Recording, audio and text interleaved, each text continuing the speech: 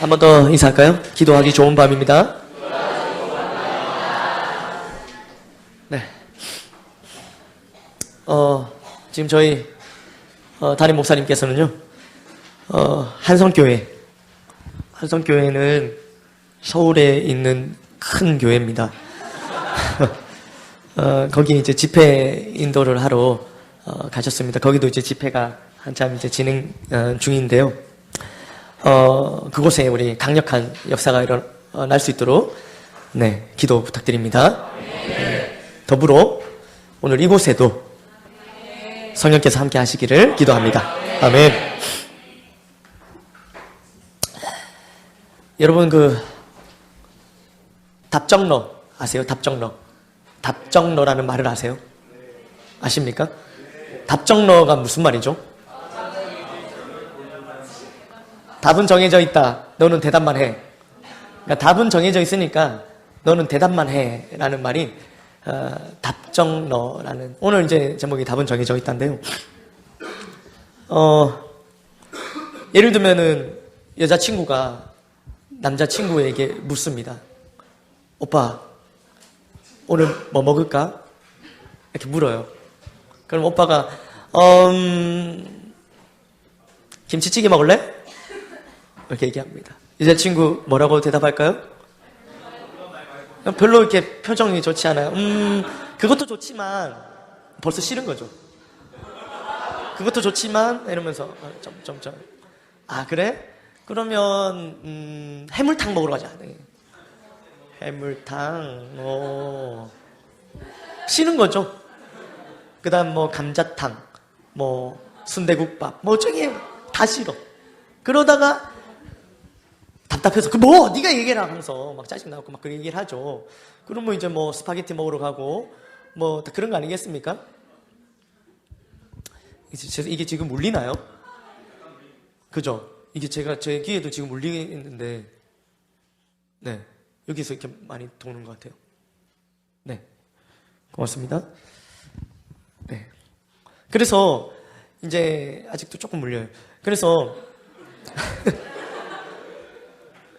제가 원래 예민한 편이 아닌데요. 그래서 목사님이랑 계속 지내다 보니까 점점 저도 굉장히 예민해지는, 굉장히 오늘따라 되게 거슬리네요. 노력해 주시기 바랍니다.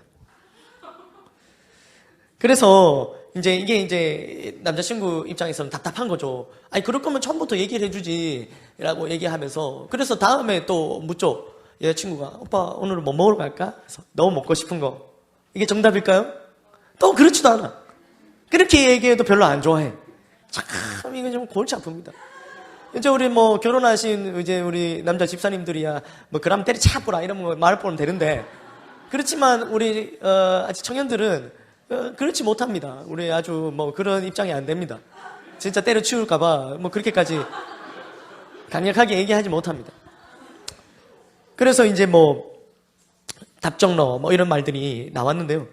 그래서 이 답정너인 여자친구들을 둔 남자친구들의 어려움을 해결하기 위해서 이 답을 미리 알려주는 그런 어떤 역할을 감당하시는 분들이 있어요. 그래서 요즘에는 막 답을 알려줍니다. 미리 이렇게 얘기하면 된다. 왜냐하면 답은 정해져 있으니까. 그래서 이게 답을 이렇게 알려줍니다. 그래서 예를 들면은 뭐 이런 게 있는 거죠. 이제 여자친구, 남자친구 만났어요. 만났는데 여자친구가 딱 오자마자 오빠 오늘 내 직장 상사가 여기까지만 딱 얘기하면 바로 정답이 있어요. 다 들을 필요 없어요. 남자친구 야 누구 하면서 같이 막 그 상사에 욕을 해주면 됩니다. 이게 답이에요. 싹 듣고 그래? 근데 내가 들어보니까 니도 좀 잘못이 있는 것 같은. 복잡해집니다. 그 직장 상사에 대한 모든 그 원망과 스트레스가 대상이 확 순식간에 바뀌어버려요. 이 곤란한 경우가 생기죠. 또 뭐 있죠. 우리 뭐 영화나 TV 이런 거 보다가 뭐 꼭 물어봐요. 왜 물어보는지 모르겠어. 영화나 TV를 보다가 예쁜 여자 연예인 나오면은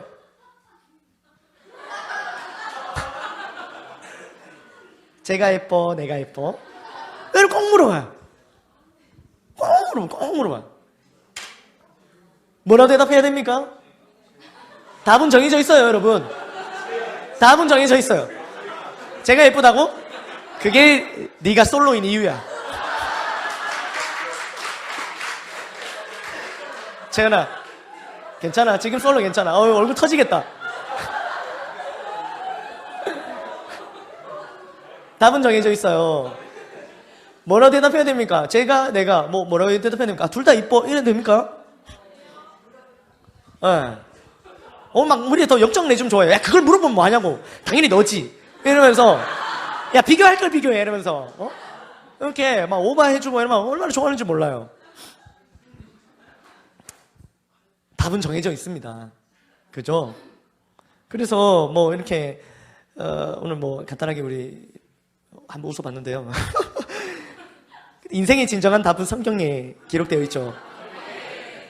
우리는 대답하고 순종하면 됩니다. 아멘. 하나님께서 우리를 자녀 삼아 주셨습니까? 답은 정해져 있어요. 하나님께서 우리를 자녀 삼아 주셨습니다. 아멘. 그러면은 주님께서 우리 각 사람을 제자로 부르셨습니까? 나 같은 자는 제자로 안 부르실 수도 있잖아요. 우리 각 사람을 제자로 부르시는 게 확실합니까? 답은 정해져 있어요. 여러분들이 원하든 원하지 않든 주님께서는 우리 각 사람을 제자로 부르셨어요. 우리가 지금 모습이 어떻든 어떤 부족함과 어떤 연약함을 가지고 있든 상관없이 주님께서는 우리를 제자로 부르셨어요. 아멘. 마태복음 28장 19절 한번 읽어보도록 하겠습니다. 28장 19절 시작. 이거 아니에요. 우리 마태복음 28장 19절은 다 외우는 말씀 아닙니까? 그러므로 너희는 가서 모든 민족을 제자로 삼아 아버지와 아들과 성령의 이름으로 세례를 베풀고. 아멘. 너희는 가서 모든 민족을 제자로 삼아 라는 명령이 예수님의 첫 제자였던 12명에게 주어졌죠. 그리고 그 12명이 받은 미션은 모든 민족을 제자 삼는 거였습니다. 그래서 그들이 또 누군가는 제자 삼고 그들은 또 다른 사람을 제자를 삼았어요.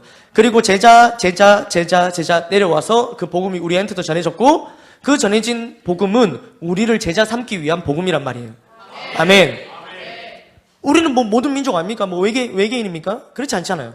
우리도 모든 민족이라는 단어를 피해갈 수 없는 한 사람이란 말입니다. 아멘. 그러니까 하나님께서 저와 여러분들을 제자로 부르신 것이 맞습니다. 아멘. 그렇다면 우리는 지금 주님께서 찾으시는 제자의 모습을 하고 있습니까? 우리는 제자로 부름을 받았어요. 그래서 주님은 우리를 제자로 부르세요. 근데 우리가 주님께서 우리를 제자로 부르실 때 우리 각 사람의 지금의 모습이 주님께서 부르시는 또 찾으시는 그 제자의 모습을 내가 하고 있는지 제가 여쭤봤습니다. 각자 대답하시고요. 제자로 부름을 받았지만 제자로 살아가는 삶이 쉽지 않습니다. 분명 제자가 되어가는 시간과 과정이 필요합니다. 아멘.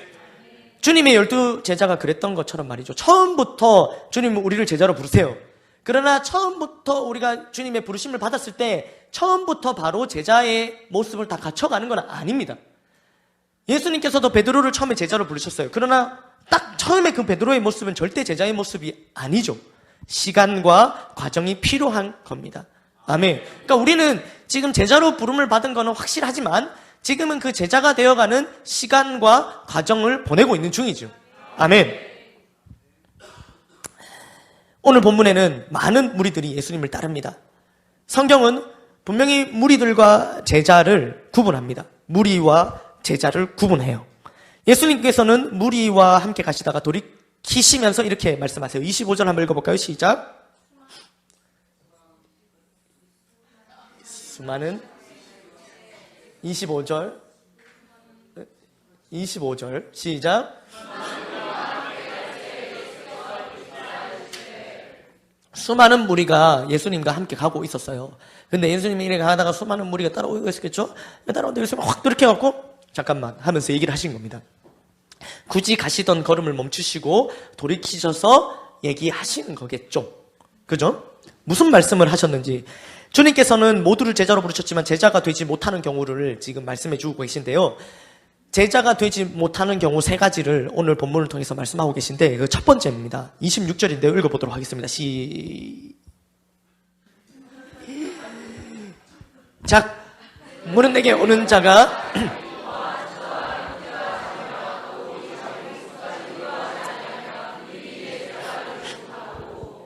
네. 왜 능히 내 제자가 되지 못한다고 말씀하고 계십니까?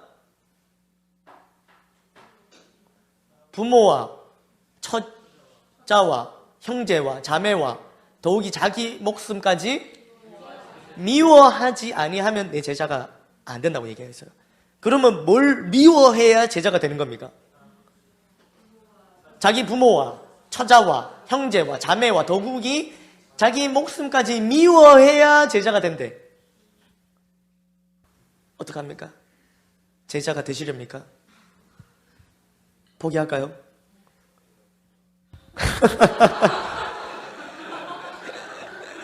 뭐라고요? 잘 안 들리는데요.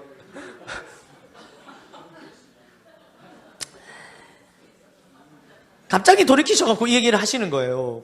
많은 무리들을 통해서. 그 무리들을 향해서 이렇게 내뱉으신 예수님의 말씀이 심상치 않습니다. 부모를 미워하라고 합니다. 부모를 미워하라고 합니다. 그런데 왜 예수님께서는 부모를 미워하라고 하시냔 말입니다. 우리 성경에 보면 그제나 지금이나 또 앞으로나 변하지 않는 계명이 있는데 그걸 우리는 십계명이라 부르죠. 그 십계명 중에 5번째 계명이 뭡니까? 내 부모를 공경하라. 그러니까 부모를 공경하는 것을 성경에는 십계명 중에 하나로 넣을 만큼, 그것도 그 다음에 뭐 살인하지 말라 뭐 이런 것들이 쭉 나오는데 살인하지 말라 이런 것보다 더 중요한 계명으로 적어 놓은 게 바로 부모를 공경하라는, 그게 하나님의 명령이란 말입니다. 아멘.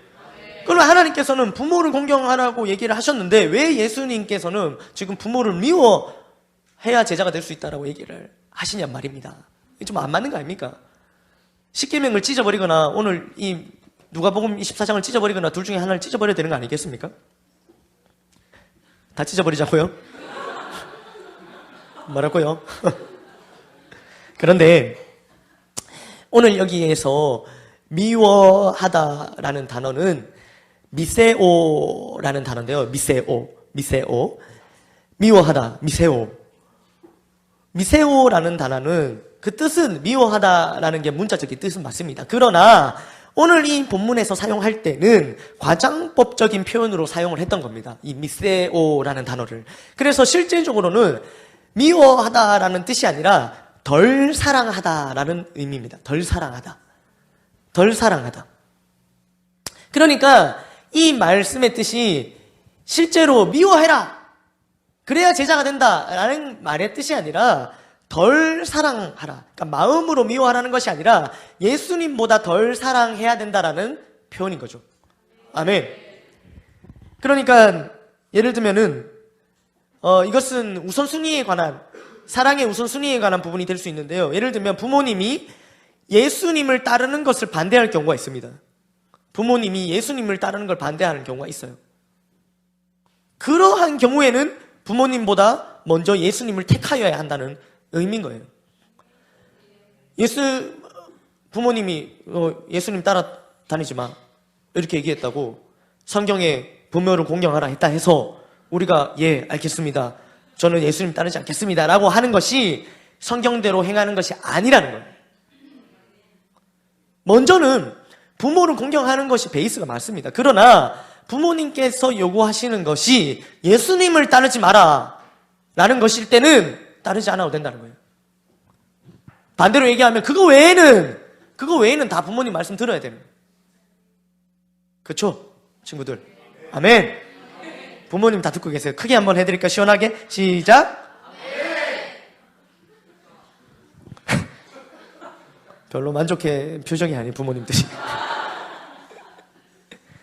그러나 분명한 것은 부모님의 말씀을 따를 때도 지금 여기 보면은 부모와 처자와 형제와 자매와, 그러니까 내 부모님이든 내 부인이든 내 남편이든 내 자녀든 형제든 뭐 누가 가까운 사람이 되었던 간에 당연히 아내로서 남편의 말을 따르는 것, 그것도 성경적인 겁니다. 그러나 그 남편이 예수님을 따르지 마라 라는 얘기를 했을 때 그거를 따른다고 해서 잘하고 있는 게 아니라는 거예요. 무슨 말씀인지 알겠습니까? 전제 조건이 붙는 거예요. 그래서 분명한 것은 덜 사랑해라. 예수님보다 더 사랑해서는 안 된다. 부모님을 예수님보다 더 사랑해서는 안 된다. 자녀를 예수님보다 더 사랑해서는 안 된다. 남편과 아내를 예수님보다 더 사랑해서는 안 된다. 그게 언제 결정적으로 드러나냐면은 그들이, 우리가 사랑하는 그 대상이 예수님을 따르지 못하도록 막을 때, 그때 우리가 결정을 해야 된다는 거예요. 우리 예수님을 더 사랑하는지 아니면 그들을 더 사랑하는지. 그러나 그들을 더 사랑해버리게 되면 어떻게 된다고요? 우리는 능히 예수님의 제자가 된다 못 된다? 못 된다. 예수님 제자가 못 된다. 될 수 없다 라고 말씀하시는 거예요. 제가 이제 우리 교회에 청년 때 왔습니다. 청년 때.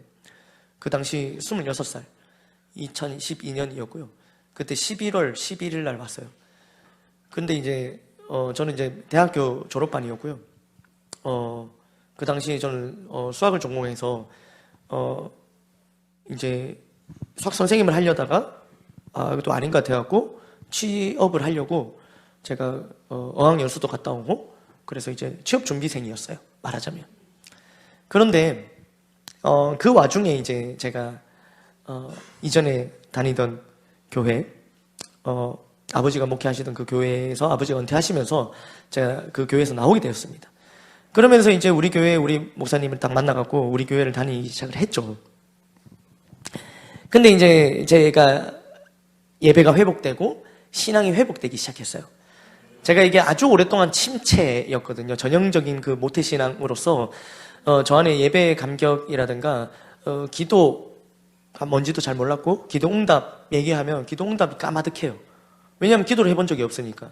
기도 응답 받아본 적 없죠. 식사할 때만 기도해 봤으니까 말이죠. 그랬던 제가 이제 신앙도 회복을 하고 예배도 회복하면서 막 이렇게 교회에서 하는 것들 막 이것저것 막 다 따라다녔어요. 그래서 뭐 다 했어요. 교회에서 하는 거를 뭐 다 했어요. 항상 제가 교회에 있었죠. 그래갖고 그때는 취업준비생이니까 또 시간도 많지 않았습니까? 그래서 그 당시에 이제 이 성전으로 이사 오기 직전이었는데요. 시지에서 이 성전으로. 그러니까 이 성전에, 지금은 우리가 저 성전을 지을 때는 모두 전문가들이 하지만 여기를 우리가 올 때는 우리가 했습니다. 그래서 4층에 벽지 바른 거 있잖아요.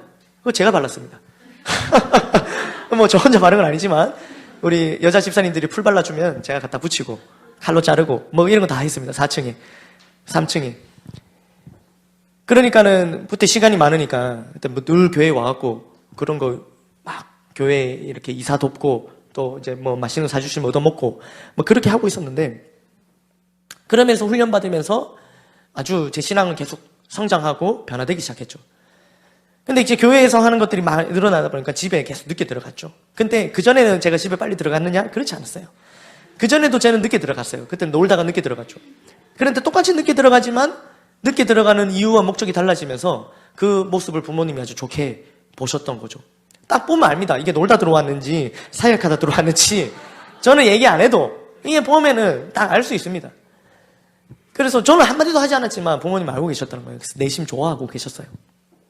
그런데 제가 이제 교회를 나왔지만 여기서 신앙생활을 막 신앙이 자라는 걸 보시면서 흐뭇해 하셨던 부모님이셨는데, 그런 와중에 제가 계속 이 신앙이 자라고 하나님 앞에 반응을 하다가 이게 계속 멈출 줄 모르고 계속 달려가다가 목회로 부르심을 받게 됩니다.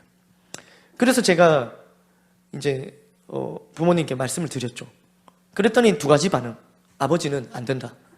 어머니는 기다렸다. 왜냐하면 저를 가지셨을 때 서운을 하셨으니까요. 근데 이제 제가 먼저 얘기를 하니까 그 얘기를 하시는 거예요. 그래서 두 가지 반응. 아버지는 왜 안 되느냐? 요즘에 이 바닥이 어렵다. 아버지가 이 바닥에 몸을 담고 계셨으니까 아시는 거죠. 이 바닥 요즘에 어렵고 앞으로는 더 어려워질 것 같다. 이렇게 얘기를 하시는 거예요. 그래서 하지 마라. 요즘에 시골의 작은 교회에 담임 목회자 자리가 하나가 나도 박사 출신의 원서만 100장이 몰려듭니다. 그러니까 박사 출신이 아니면 원서도 안 봅니다. 저는 지금 박사 출신이 아니죠. 그리고 앞으로 또 박사 아닐 겁니다. 그런데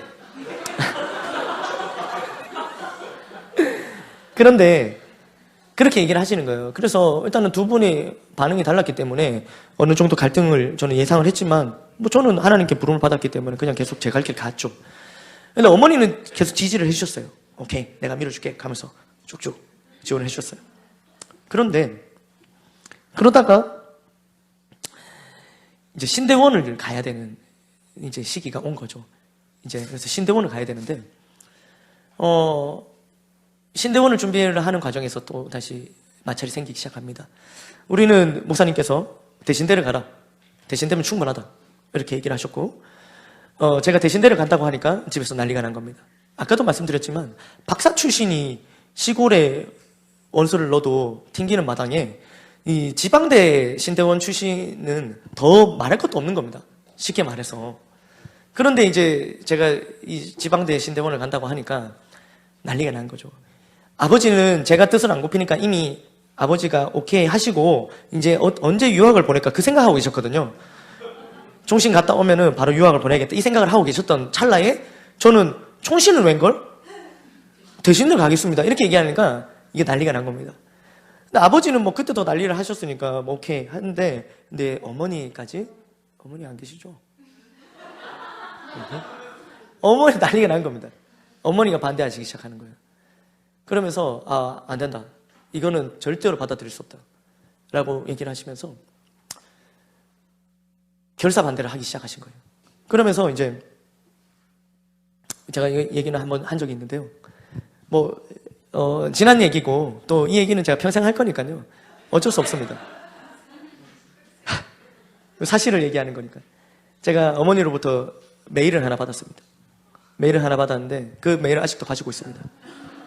그 인터넷 메일, 한 메일로 메일이 왔어요. 메일. 어머니가 메일을 보내셨어요. 메일, 엄마가 메일 보내놨으니까 읽어봐라 하시는 거예요. 그래서 들어가서 메일을 읽어봤어요. 그래서 이제 시작은 아들아 하면서 쫙 해서 얼마나 고상하게 쓰셨는지 몰라요. 싹 해서 쫙 해갖고 싹 써요. 근데 한마디로 네가 끝까지 대신을 가야 되면은 엄마도 중요한 결정을 내려야 될 것 같구나 이렇게 얘기하셨어요. 그래서 중요한 결정? 나를 도와주시는 중요한 결정? 이렇게 생각했어요. 근데 나중에 아버지가 와서 그 뜻풀이를 해주시는 거예요. 그 중요한 결정은 저를 집에서 쫓아보내려 하시는 거예요. 제가 계속 끝까지 대신을 고집하면 집에서 나가라는 거예요. 실제로 그 메일을 보내신 겁니다. 그 내용의 메일. 제가 그거를 아버지에게 어머니의 그 깊은 뜻을 알고 어떻게 했냐면 그래요? 그렇구나. 내가 쫓겨날 수 있겠구나. 그러면서 제 마음에 드는 생각이 뭐였겠습니까? 그렇죠. 이제 나는 어떻게 살지? 그러면서 그 당시 이 교회 어딘가에 내 거처를 마련해야겠다. 여기 내 손으로 벽지 바른 4층에서 작가? 이러면서 제가 여기서의 생활을 실제로 구상을 했던 겁니다. 그때부터. 어떠한 대꾸나 어떠한 반항의 말도 하지 않고 받아들였습니다. 제가 그러면서 이제 경제적인 끊는 건 당연한 거겠죠. 다 끊고 이렇게 됐었는데요. 다행히 집은 안 쫓아내셨어요. 너무 감사하게. 그래서 집에 잘 붙어 있었습니다. 그러면서 중간중간에 계속 집에서도 마찰이 있었겠죠. 그 마찰이 생길 때마다 한 번씩은 어머니가 언성을 높이시기도 했어요. 그러나 그럴 때마다 이상하게 원래 아들이 다 그래요. 몰라요. 아들 다 그런지 모르는데 저는 어머니 하시면 저도 막 이렇게 와 이렇게 하는 그랬는데 근데 제가 그럴 때마다 와 이렇게 안 되는 거예요. 어머니 막 뭐라 하시면 예 어머니 알겠습니다 하면서 제가 감정이 하나도 요동하지 않고 엄청 차분한 거예요. 아주 차분했어요. 근데 나중에 얘기하시는데 어머니가 그 모습 때문에 어머니가 두 손 두 발 들었다 하시더라고요. 어머니 어떻게 얘기를 해도 어떻게 말을 해도 제가 하나도 변동이 없는 겁니다. 예 알겠습니다. 오히려 제가 이렇게 얘기를 했어요. 저는 어머니 아버지한테는 좀 무서워서 얘기 못하고 어머니한테만 어머니 제 재정적인 지원을 끊어주셔서 감사합니다. 제가 어머니, 아버지 이런 재정적인 지원을 다 받아가면서 이 길을 준비했으면은 저 안에 간직거리가 없을 뻔했는데 이거 다 끊어주셔서 너무 감사합니다. 이것 때문에 저희도 간접거리를 쓸 수 있게 돼서 너무 감사합니다. 제가 이렇게 얘기를 드렸어요. 정말로 차분하게. 그 딱 재정을 끊으셨을 때. 그러니까는 황당하겠죠. 제가 드리는 말씀은 저는 하나님의 부르심 앞에 확신이 있었단 말입니다. 또한 교회의 부름 앞에 저는 확신이 있었습니다. 그래서 거기에 대해서는 저는 흔들리지 않고 어떠한 것도 다 내어드릴 수 있지만 이 부분만큼은 제가 양보할 수 없었던 영역이었던 거죠. 아멘, 아멘. 그래서 어머니와 아버지를 제가 안 사랑했던 게 아닙니다. 미세요. 덜 사랑했던 거죠. 저를 부르시는 하나님보다 덜 사랑했던 겁니다. 그것이 어디서 표현되냐면은 저는 대들거나 반항하지 않았다는 거예요. 이거는 아주 중요한 부분이 될 수 있습니다. 이다 교회 가지만 왜? 교회 가자! 부모님 공경하는 게 아니죠. 보통 우리 친구들이 실수를 많이 합니다.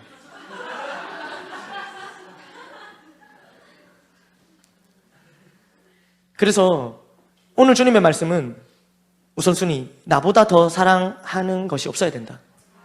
아멘. 그것이 아무리 가까운 사람이라도 부모라 할지라도 그래서는 안 된다라는 것이 주님의 말씀. 그래야만 제자가 될 수 있다라고 얘기하시는 거예요. 아멘, 아멘. 물론 지금은요 다 아시겠지만 하나님께서 저에게는 좀 은혜를 좀 빨리 허락하셔갖고요 어머니와 아버지는 지금 누구보다도 저의 든든한 후원자가 되어주시고 계십니다. 아멘, 아멘. 얼마나 감사한지 모릅니다. 아멘. 그리고 첫 번째는 그러니까 주님보다 더 사랑하는 이런 것들, 존재들 혹은 부모, 남편, 아내 이런 것들이 있으면 제자가 안 된다라고 얘기하고 두 번째입니다. 두 번째는 어떤 경우에 제자가 될 수 없는지 한번 말씀을 읽어보도록 하겠습니다. 27절이죠. 시작.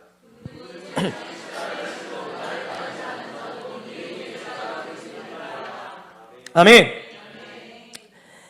어떻게 해요? 자기 십자가를 지고 나를 따르지 않는 자도 능히 내 제자가 되지 못하리라라고 표현하고 있습니다. 아멘. 그러니까 따르긴 따르더라도 십자가를 지지 않고 따르면은 그거는 제자가 되지 못하는 거예요. 따르긴 따르더라도 앞에 전제 조건이 붙는단 말입니다. 뭐가 붙습니까? 자기 십자가를 지고 따라야 된다. 이것이 바로 두 번째인데, 근데 이렇게 하지 못하니까 내 제자가 되지 못한다고 얘기하고 있는 겁니다. 제자. 아까도 말씀드렸습니다. 제자인가? 우리는 제자로 부른 것이 맞습니다. 아멘. 이거는 답이 정해져 있어요. 물어볼 것도 없습니다. 우리는 주님께서 우리를 제자로 부르신 게 맞습니다. 아멘. 그런데 우리는 제자가 맞습니까? 이게 다른 문제라는 거예요. 주님은 우리를 제자로 부르신 게 맞는데 나는 그럼 제자의 모습인가? 라는 거죠. 그런데 나는 제자의 모습인가를 봤을 때 그거를 알 수 있는 것이 뭐냐면 바로 십자가를 지고 따르고 있는가? 십자가를 지고 따르고 있는가? 십자가를 지고 따라. 이것을 좀 어렵지 않습니까? 십자가를 지고 따라가고 있는가? 저는 십자가 안 지고 있는데요? 십자가를 지고 있지 않잖아요, 우리가. 근데 이 십자가를 지고 따라가고 있는가를 쉬운 말로 하면은 내가 주님을 따라가면서 실제로 손해보는 게 있는가? 실제로 내가 손해보는 게 있는가?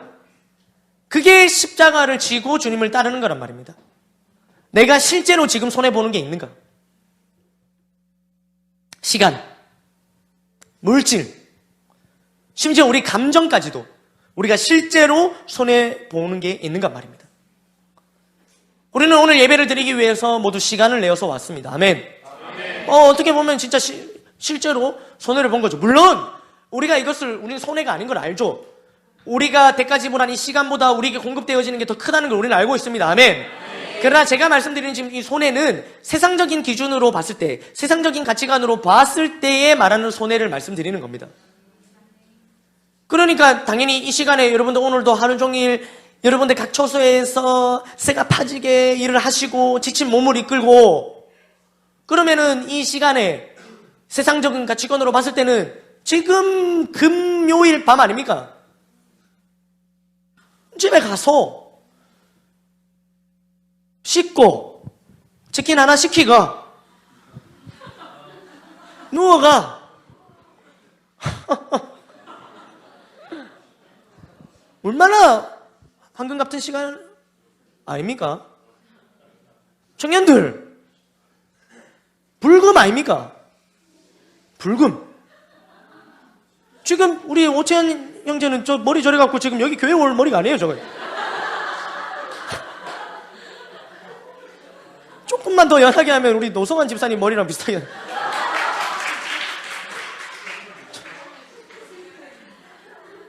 따라한 거예요? 알겠습니다.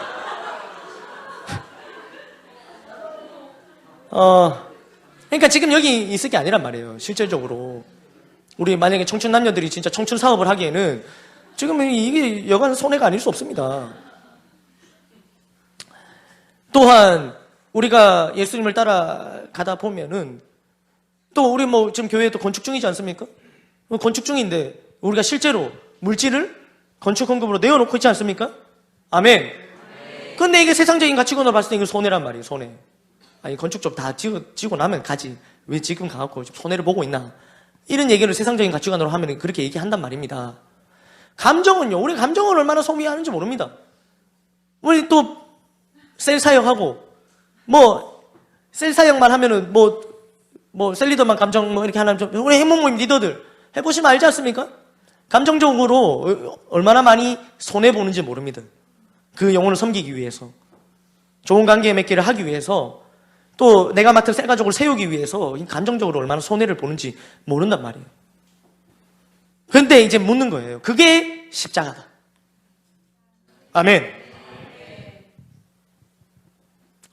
그러나 우리가 지금 이것을 점검할 때 내가 제자의 모습이 맞는가? 나는 내 십자가를 지고, 그러니까 내가 실제로 손해보고 있는 것이 있는가라는 걸 점검할 때 절대로 나보다 못한 사람들과 비교해서는 안 됩니다. 그렇게 해갖고, 그렇게 치면요, 나보다 못한 사람이랑 비교를 하면요, 내 십자가가 점점 커져요. 되게 무거워져요. 그리고 나는 이미 내가 질 십자가를 다 지고 가는 것처럼 보여진단 말이에요. 그렇게 비교해서는 안 됩니다. 나는 그래도 금요예배 나오잖아. 우리 셀가족 중에 저기 보니까는 금요예배는 헛배기도 안 배고 주일날 어쩌다 한 번씩 오던데 그 사람에 비하면 나는 시간을 십자가 지고 있지. 이렇게 비교해서는 안 된단 말입니다. 오늘 십자가가 어떤 십자가라고 얘기하고 있습니까? 자기 십자가라고 얘기하고 있습니다. 아멘.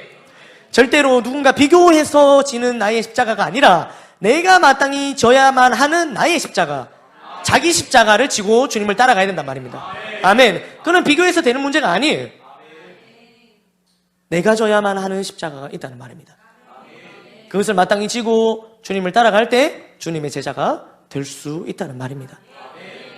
무엇보다 주님께서 먼저 십자가를 지시고 본을 보여주셨습니다. 우리는 그래도 시간이라는 십자가, 물질이라는 십자가, 감정이라는 십자가, 우리는 뭐라는 십자가라고 얘기하지만 주님께서는 그냥 진짜 오리지널 십자가를 지셨어요. 그냥 군더더기 없는 그냥 십자가, 그걸 지셨단 말입니다. 아멘, 아멘. 그러나 오늘 많은 사람들이 이 십자가를 지려고 하지 않습니다. 주님의 제자라고 얘기는 하면서도 십자가를 지려고 하지 않습니다. 컬러링은 CCM인데 십자가는 지려고 하지 않습니다. 그건 다른 거예요. 그러나 오늘 분명히 주님께서는 가던 길을 돌이키시면서 말씀하십니다. 자기 십자가를 지고 나를 따라야 능히 내 제자가 될 수 있다라고 얘기를 하고 계십니다. 아멘. 그러면서 이어지는 비유 두 가지를 하시는데요. 이게 참 재밌는 비유입니다. 우리 먼저 첫 번째 비유를 한번 말씀을 보도록 하겠습니다. 28절에서 30절 한번 읽어볼까요? 시작.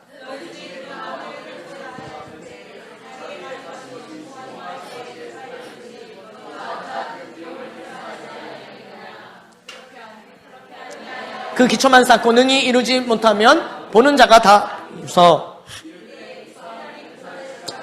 능히 이루지 못하였다 하리라. 아멘. 여기 보면요, 망대가 나오죠. 누군가가 이 망대를 지으려고 합니다. 망대는 뭘까요? 망대는요, 이런 두 가지 목적으로 지어지는데, 군사적인 목적으로 이 높이 지어갖고 이 도성을 수비하는 겁니다. 그래서 침략자가 오나 안 오나 이렇게 감시하는, 그러니까는 이게 망대라고 적혀 있으니까 좀 말이 어려운데 전망대 이렇게 표현하면 좀 쉽겠죠. 전망대. 그게 망대인데요. 군사적인 목적으로도 이렇게 지어지기도 하고요. 또는 가축이나 농산물을 보호하기 위해서 이렇게 맹수나 약탈자들이 오는 침략을 막기 위해서 이 망대를 짓기도 합니다. 그러면 망대를 지으려면 망대는 어떻게 좀 납작하게 지으면 좋겠습니까? 뭐라고 짓습니까? 그죠? 망대를 이왕 지으려면 높이 지어야 망대 아니겠습니까? 그러니까 망대, 그래서 우리 병대국장도 높은 거 아니에요? 죄송합니다. 이거 안 할라 했는데. 하고 말았네요. 망대, 어쨌든 망대. 높습니다. 망대.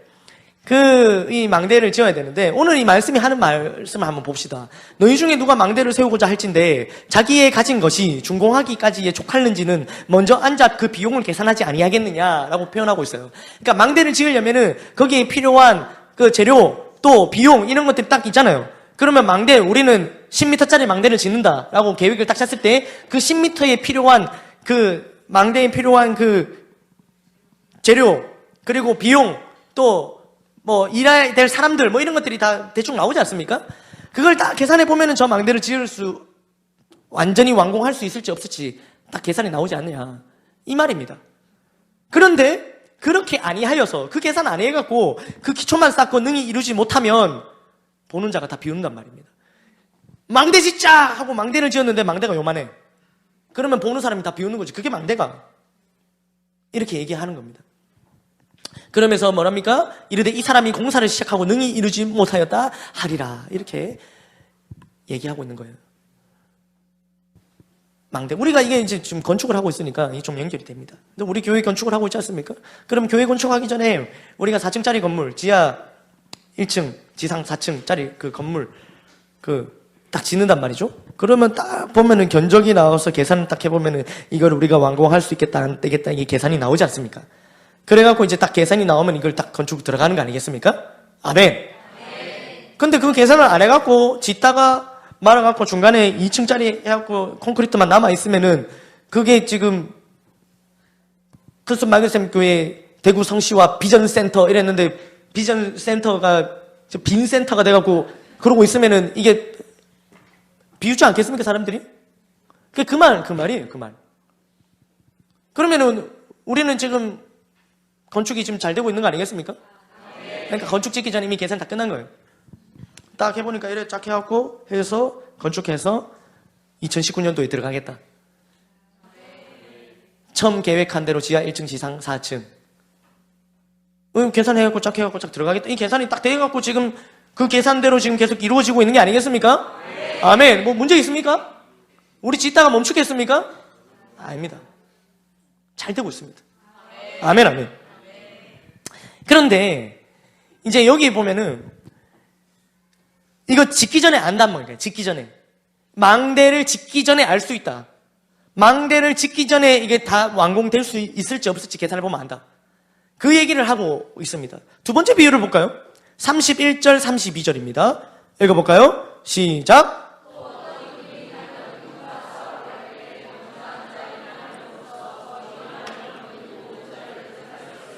헤아리지 아니하겠느냐?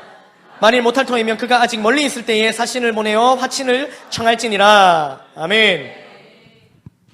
한 왕이 있는데요. 다른 왕과 전쟁을 하는데 전쟁을 하기 전에 저쪽은 몇 명? 2만 명. 이쪽은 몇 명? 10,000명이에요. 그럼 이게 싸웁니까? 안 싸웁니까? 안 싸우고 뭐 합니까? 그냥 화친 청하는 게 낫다. 싸우기 전에 계산이 나온다, 안 나온다? 나오는 거예요. 싸우기 전에 나온다. 저쪽 2만 명이고 이쪽 10,000명인데 그걸 싸워봐야 하나? 만약에 저희가 2만 명이고 여기 10,000명밖에 없으면은 싸우지 말고 화친청하는 게 안 낫겠나? 지금 이 말을 하고 있는 거예요. 물론 우리는 그렇게 얘기하지 않죠, 사실은. 일반적으로. 이거 싸워봐야 하는 거 아닙니까? 그래도 이렇게 얘기합니다. 그러나 그 차이가 크면요, 싸워보기 전에 알 수 있어요. 특히 요즘 같은 시대는 이게 최첨단 무기로 싸움을 하기 때문에 국가 간의 전쟁이 사실 싸워봐야 알죠. 요즘에는 최첨단 무기. 근데 이 당시만 해도 그런 무기로 싸우는 게 아니라 뭘로 싸웁니까? 숫자 많으면 끝이에요. 숫자 많으면 끝이란 말입니다. 그러니까는 그 당시에는 2만 명, 10,000명 싸우면은 이렇게 불보듯 뻔한 싸움, 전쟁이었단 말입니다. 그러니까 자, 이게 이 전쟁에서 승리할지 안 할지 막상 싸워봐야 안다? 아니면 싸우기 전에 알 수 있다 없다? 싸우기 전에 알 수 있다. 그 얘기를 하는 겁니다. 아까 망대를 지어봐야 짓고 나야 이렇게 지어가다 보면은 이걸 다 지을지 알지 않은 게 아니라 짓기 전에 알 수 있다. 싸우기 전에 알 수 있다. 이 얘기를 지금 두 가지 비유를 하고 있습니다. 이 얘기를 갑자기 왜 하시는 걸까요? 예수님께서 말이에요. 왜 하시는 걸까요? 그러면서 얘기하시는 게 뭐냐면 33절이면서 이와 같이, 이 두 가지 비유를 한 다음에 이와 같이라고 표현하는데 끝까지 한번 다 읽고 이 말씀을 왜 하시는지 보도록 하겠습니다. 33절 시작. 이와 같이 너희 중에 누구든지 자기의 모든 소유를 버리지 아니하면 능히 내 제자가 되지 못하리라. 아멘. 좀 이상합니다. 망대 짓는 거 얘기하고 전쟁 얘기하다가 갑자기 소유를 다 버리지 않으면 능히 내 제자가 되지 못하리라 이렇게 표현하고 있는 거예요. 좀 이상한 거예요. 예수님 갑자기 좀 횡설수설하시는 겁니까? 그렇지 않겠죠? 이게 연결이 되어 있단 말입니다. 아까도 말씀드렸습니다.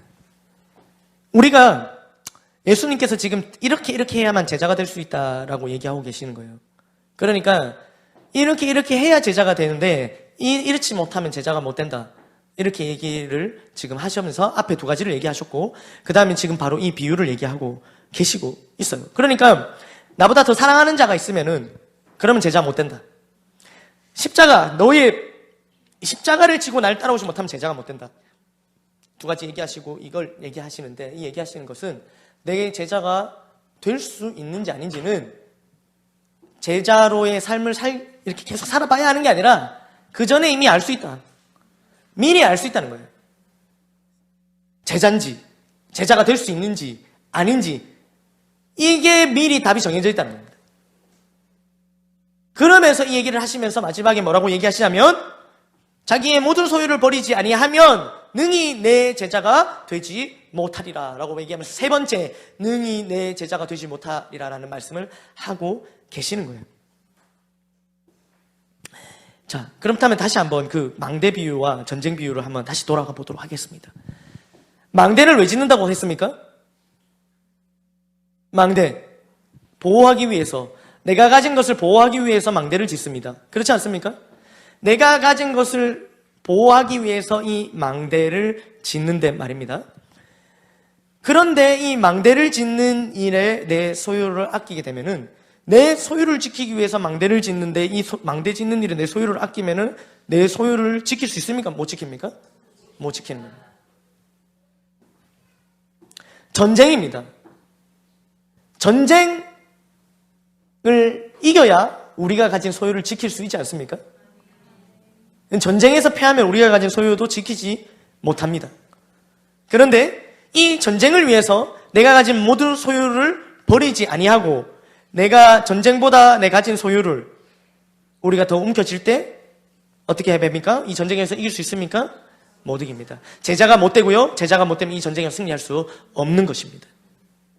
그래서 그것은 미리 알 수 있다는 겁니다. 망대 비유, 전쟁 비유, 미리 알 수 있다. 네 소유를 다 버리지 않고 망대를 지으려 하느냐? 네 소유를 다 버리지 않고 전쟁에 임하려고 하느냐? 그렇게 해서는 내 제자가 될 수 없고 당연히 망대도 못 짓고 당연히 전쟁에도 승리할 수 없다라고 얘기하시는 겁니다.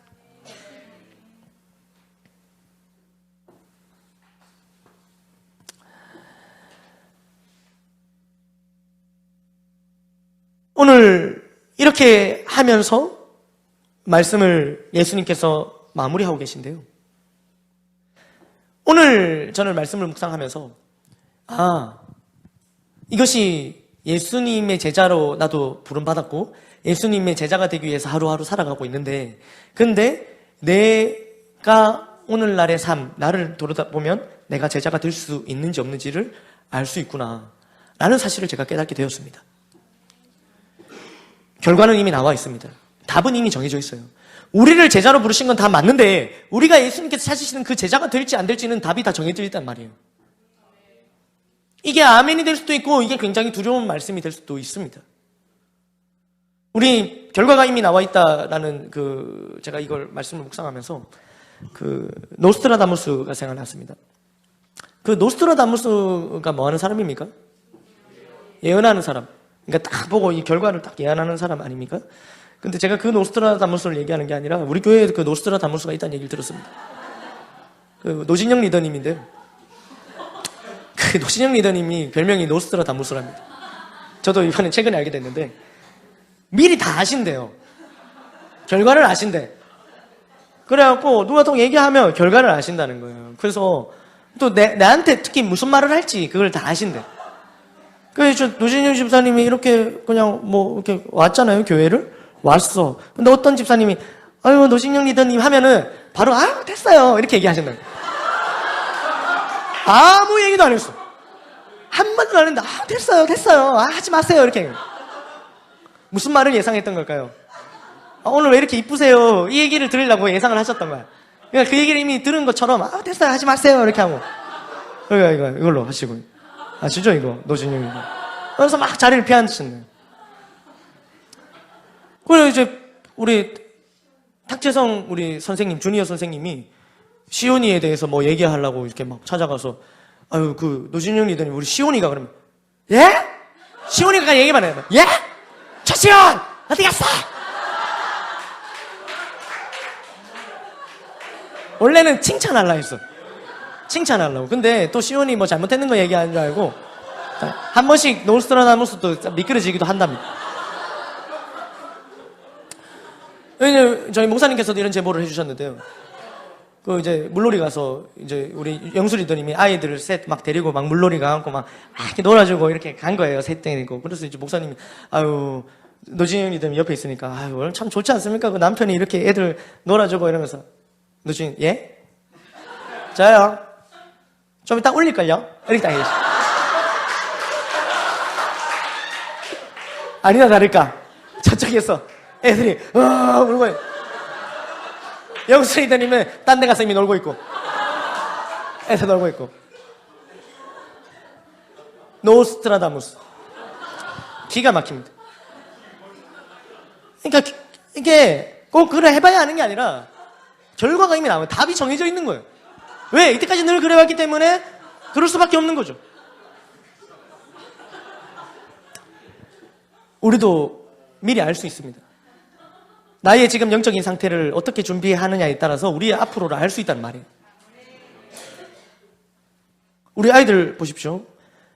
지금 부모님이 반대하심에도 불구하고 지금 2달 넘게 3달 넘게 지금 이 금요예배 자리를 지키고 있습니다. 중학교 3학년이 이 자리를 지키고 있습니다. 이 자리가 자기 일주일 중에 제일 행복한 시간이라고 얘기합니다. 그렇게 하면서 이 자리를 지키고 있어요. 이 아이들의 미래를 우리가 알 수 있을까요? 없을까요? 알 수 있어요. 이대로 가면 반드시 귀하게 쓰임받습니다. 우리가 뭐 정확하게 어떤 모습으로 뭐 해요 그까지 모르지만 이 모습 이대로 자라면 반드시 하나님 나라 위해서 귀하게 쓰임받아요. 알 수 있어요. 우리가 이들 보면 뭐 그렇지 못한 반대편을 보면 야 니는 싹수가 놀았다 안 되겠다 이렇게 표현하기도 하고 야 니는 정말 잘 될 것 같다 이렇게 표현하지 않습니까? 어른들 입장에서 보면 하나님 입장에서 봤을 때 우리 한 사람 한 사람을 바라봤을 때 다 정해져 있는 거예요. 우리가 지금 신앙생활을 어떻게 관리하고 있느냐에 따라서 하나님 알고 계신 거예요. 우리가 주님 찾으시는 그 제자가 될 수 있는지 아닌지 우리의 기도 생활을 보면 알 수 있어요. 우리가 기도 생활 몇 분 하고 이것도 중요하지만 그 몇 분을 얼마나 간절한 마음으로 하는지 이거 보면은 우리가 그 기도 응답 받을 수 있는지 없는지 정해져 있어요. 답은 정해져 있어요. 결과가 정해져 있어요. 기도하는 태도와 자세를 보면 응답 받을 수 있는지 없는지 볼 수 있어요. 여러분들이 오늘 어떠한 간절한 기도 제목을 가지고 왔는지 오늘 이 자리에서 어떻게 기도하는지 보면 그 응답 받을 수 있는지 없는지 정해져 있어요. 나는 간절하고 기도 응답 꼭 받아야 되는데 하나님 그 기도합니다. 응답 해주십시오 하고 적당히 시간 보면서 바로 나가요. 알 수 있지 않습니까 우리가? 망대를 꼭 다 지어봐야 합니까? 전쟁을 싸워봐야 합니까? 말씀을 대하는 태도를 보면 알 수 있습니다. 우리가 주일날 선포되어지는 말씀, 금요일날 오늘 이 시간에 선포되어지는 말씀, 이 말씀을 대하는 태도와 자세가 어떠하냐에 따라서 그 다음에 이 말씀대로 순종해서 살아 승리할 수 있는지 아니면 30분 뒤에 다 잊어버릴 말씀인지. 그래서 뭔가 순종해 버릴 거리도 없고, 거리가 없으니까 열매도 없고, 그런 삶을 살 것이 정해져 있습니다. 예배에 대한 마음가짐과 태도, 어떠한 마음가짐으로 예배를 드리는지에 따라서 그 예배가 하나님께서 받으셨는지 안 받으시는지 예배 끝나봐야 아는 게 아니라 이미 예배에 오기 전부터 우리가 어떤 마음으로 왔는지에 따라서 이 예배가 하나님께 올려지는지, 이 예배를 하나님께 기뻐 받으시는지 아닌지 정해져 있단 말입니다. 말씀을 맺겠습니다. 여러분 충분히 준비되어져 있습니까? 예수님의 제자로 부름받은 것은 확실한데, 이거는 변하지 않는데, 내가 주님 찾으시는 그 제자의 모습이 그 시간과 과정을 겪고 있다고 얘기했는데, 과연 이 시간과 과정을 겪고 나면, 이 시간과 과정이 지나고 나면 진짜 주님 찾으시는 그 제자의 모습으로 설 건지 준비되고 있습니까? 그렇다면 그냥 그대로 계속 쭉 나아가시면 됩니다. 그러나 아직 준비되어 있지 않습니까? 불보듯 뻔한 전쟁입니까? 그렇다면 오늘 말씀에는 짓기 전에 알고 있는데요, 망대를 짓기 전에 안 돼요. 전쟁을 해보기 전에 안 돼요. 그래서 안 될 것 같으면 안 짓는 게 낫고, 안 될 것 같으면 그냥 가서 화해하고 화침 맞는 게 낫대요.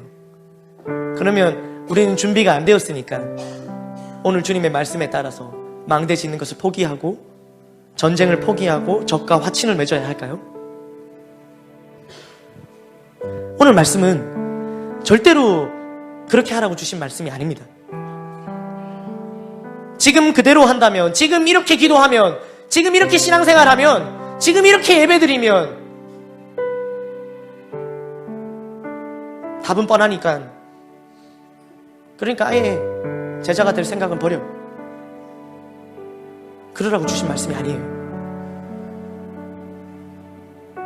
망대를 짓는 것을 멈춰서는 안 됩니다. 전쟁을 멈춰서는 안 됩니다. 아까도 망대는 뭐라고 말씀드렸습니까?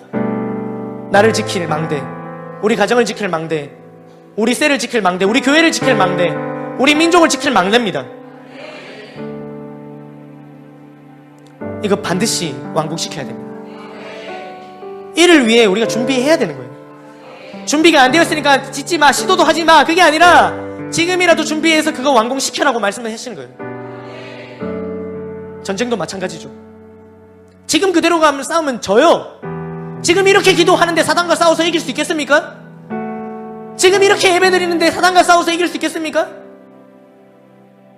지금 이렇게 신앙생활 하는데 우리가 영적으로 그 영적인 전쟁에서 승리할 수 있겠냔 말이에요. 그러니까 사탄과 손잡아라, 화해해라, 친하게 지내라. 사탄과 손잡고 그냥 지내면 된다, 어차피 싸우면 지니까, 그 말씀이 아니에요. 앞으로 지금부터 준비해라. 지금부터 준비해라. 그래서 전쟁에서 싸워서 이겨라. 늦었다고 생각할 때가 늦은 게 아니에요. 하나님께서 이런 시간들을 통해서 말씀으로 깨닫게 해주실 이때가, 지금이 바로 그것을 준비해야 할 때입니다. 이전까지 어떻게 기도했든, 이전까지 어떻게 예배를 드렸든, 이전까지 어떻게 신앙생활을 했든 그대로 해서 여러분들이 주님이 찾으시는 제자의 모습으로 바로 설 자신이 있으면 그렇게 하면 돼요. 근데 아까도 말씀드렸지만 보입니다. 결과가 정해져 있어요. 답이 정해져 있어요. 그냥 그렇게 기도하면요, 그냥 지금처럼 딱 그렇게, 그냥 그렇게 예배드리면요, 지금 딱 요렇게, 이런 삶 바뀌지 않아요. 변화되지 않습니다. 그냥 이대로 쭉 가는 거예요. 특별할 것이 없어요. 기적이 일어나지 않습니다. 응답 없어요. 답은 정해져 있어요. 그러니까 주님이 오늘 가던 길도 돌이키시면서 그 허다한 무리들에게 얘기하신 것은, 제발 이걸 잘 준비해서 제자가 되어라. 내가 찾는 그 제자의 모습, 나는 이미 너를 제자로 불렀다, 나 제자가 되어라고 말씀하시는 겁니다. 그럼에도 불구하고 제자에 관심이 없으십니까? 근데 여러분, 우리 이미 늦었어요. 뭐 제자 이거 안 하고 뭐 자신거 넣어줬어요. 왜 그런 줄 아십니까? 이거 안 하면은요 이렇대요. 34절 35절 읽어보겠습니다. 마지막 두 구절 시작.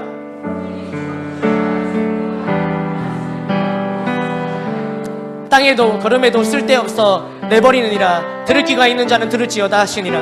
아멘. 이미 우리를 소금으로 부르셨습니다. 주님께서 우리를 세상의 빛과 소금으로 부르셨다 할 때 이제 너희는 내 자녀가 됐으니까 소금이 되어줄래? 그게 아니에요. 우리를 자녀로 부르시는 순간 소금이 되어라 라고 명령한 게 아니라 너는 소금이다 라고 얘기하신 거예요. 그러니까 우리는 이제 맛을 내야만 해요. 제자가 되어야만 하는 거예요. 안 되면요 짓다만 망대, 교회에서도 세상에서도 비웃음거리가 됩니다.